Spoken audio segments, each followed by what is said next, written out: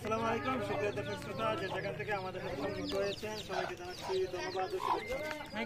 দর্শক, সুনামগঞ্জের জামালগঞ্জ উপজেলার যে বর্তমানে নিম্নাঞ্চলগুলো রয়েছে ইতিমধ্যেই কিন্তু প্লাবিত হয়েছে। আমরা সেই দৃশ্যই কিন্তু আপনাদেরকে দেখানোর চেষ্টা করছি। দর্শক, আমরা এই মুহূর্তে অবস্থান করেছি জামালগঞ্জ উপজেলার ভীমখালী ইউনিয়নের ভীমখালী তেরানগর এবং লালবাজার যে সড়ক রয়েছে ইতিমধ্যেই প্লাবিত হয়েছে বন্যার কারণে। এখানকার যে পরিস্থিতি আমার পিছনে দেখতে পাচ্ছেন, ইতিমধ্যে কিন্তু নৌকা চলাচল শুরু করেছে এবং মানুষের যে ভোগান্তি সেই দৃশ্য কিন্তু আপনারা দেখতে পাচ্ছেন।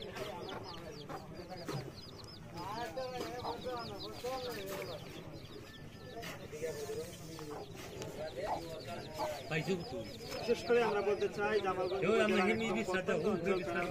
যে গ্রামগুলো রয়েছে তারা কিন্তু বর্তমানে চলাচলের একমাত্র বাহন হচ্ছে নৌকা। নৌকা ছাড়া কিন্তু এই মুহূর্তে তাদের কিন্তু চলাচলের কোনো ব্যবস্থা নেই। আপনারা যারা এই ভিডিওটি দেখবেন তারা অবশ্যই আমাদের সাথে থাকবেন এবং পরবর্তী ভিডিও দেখার আহ্বান জানিয়ে এখানে শেষ করছি। আল্লাহ।